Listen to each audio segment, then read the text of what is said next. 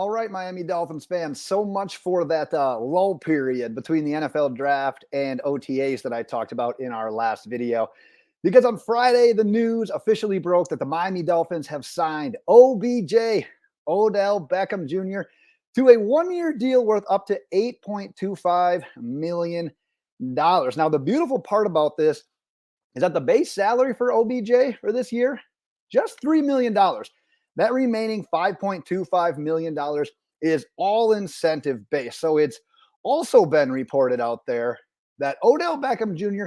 actually left more money on the table from other teams. And the primary reason behind that was he wanted to join the Miami Dolphins. He wanted to play in this offense. He wanted to specifically play for Mike McDaniel. He loved the fit. He loved what his role could be in this Miami Dolphins. And that's the other beautiful thing about this. Players want to be here, whether it's free agents. We've seen numerous free agents now that have reached out and said, you know what, I want to be here. We've heard from NFL draft prospects say, yep, Miami Dolphins is the team I want to play for. That coaching staff is the team that I want to play for. So yeah, that's something that hasn't always been the case. It used to be, hey, you know what, let's go to the Miami Dolphins because one, they're going to overpay, and two, there's no state income tax. The game has changed. The culture has changed. And you can thank head coach Mike McDaniel for that. We're going to dive a little bit deeper into the signing here in a minute. But first, I want to hear from you before we jump into everything today. Your thoughts on the Miami Dolphins signing Odell Beckham Jr. to that one-year deal. Go ahead and drop them in the comments.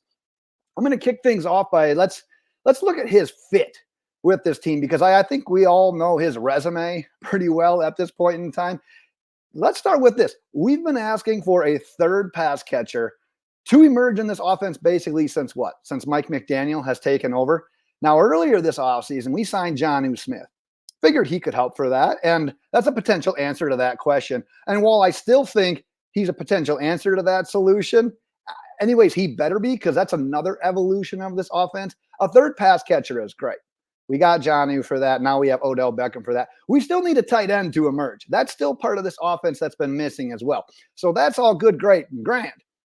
But if you were betting today as to who would be third on this team in targets, you got to think Odell Beckham Jr. would 100% be the betting favorite. So not only does he help by becoming that third pass catching option lined up out wide for the Dolphins, but think about what he does from a pure talent and pure production standpoint.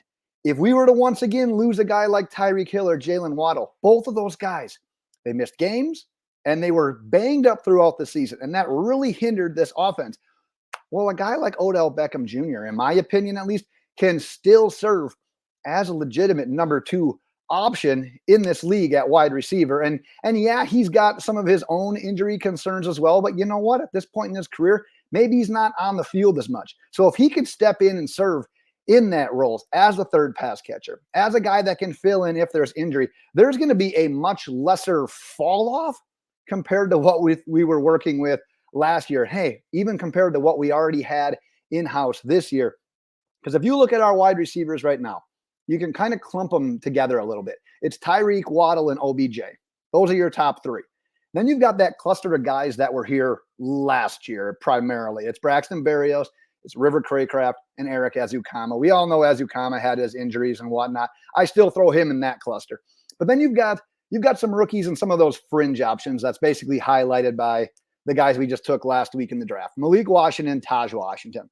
So yeah, once we talked about this in one of the draft recap videos, once we made it through the first two rounds of the draft last week and didn't come away with a wide receiver, the idea of signing a still free agent wide receiver was pretty high on the priority list for Chris Grier, for Mike McDaniel.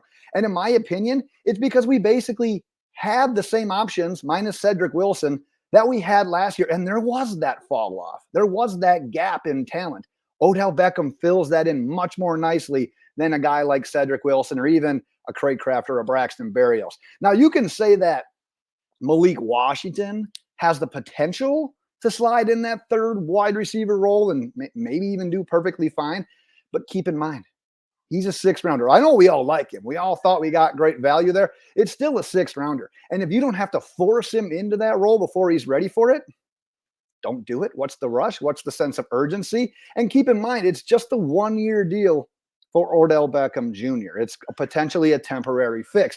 We're going to have plenty of time to develop the Washingtons, Taj or Malik, whichever one you prefer.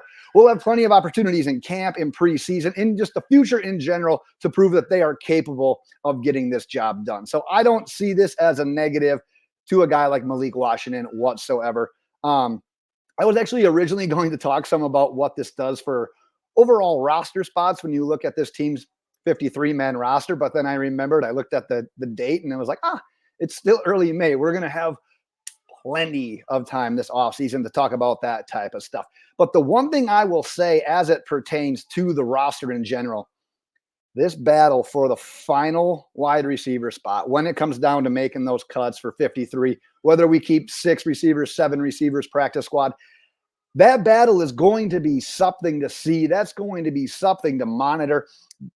I'll say this, there's even a chance that we could get away with trading a wide receiver to a team that's in need maybe later this offseason if they've got some injuries as well. Now, I say that saying, I'm getting a little bit ahead of myself right here.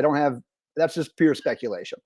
This room, I just want to say, is officially loaded in my opinion. So I'm going to end with this, and it sort of goes back to the last video I did where I talked some about the next moves that we could see from the Miami Dolphins. But if we add a right guard that you can actually feel comfortable with a plug and play into that starting 5 up front for the Miami Dolphins offensive line, and if you can add another safety to create some more depth at that position, because behind Holland, behind Poyer, it's a little bit dicey. If we could do those 2 things, I think this year's roster might be more complete than what we were working with in 2023. And yeah, that might get some backlash, but I say that knowing that we lost the likes of Christian Wilkins, Jerome Baker, Xavier Howard, Andrew Van Ginkel, Robert Hunt, even all those guys, not downplaying them whatsoever. They're super important to this team, especially last year's team, obviously, in their own right. But if you can make the moves that I just talked about, that would mean that we've at least adequately, easier for me to say, filled some of those holes. And between the other free agents that we signed, what we did in the draft with adding guys like Chop Robinson to make up for what could potentially be a slow start or a non-existent start for guys like Bradley Chubb or Jalen Phillips. And then you add another speedster and a playmaker to Jaylen Wright to this backfield. I am officially starting to dig this roster. Dolphins fans, I am going to kill it there for today. But as I mentioned, drop your thoughts on the signing of Odell Beckham Jr. in the comments. I'm super curious to see how other fans are reacting to today's news. I will end it right there, Miami Dolphins fans. But until next time, well, first, enjoy your Friday. Maybe have a celebratory drink. Whatever you want to do, I think today is a really good day, a really nice step forward for the Miami Dolphins. So until next time, Dolphins fans, fins up.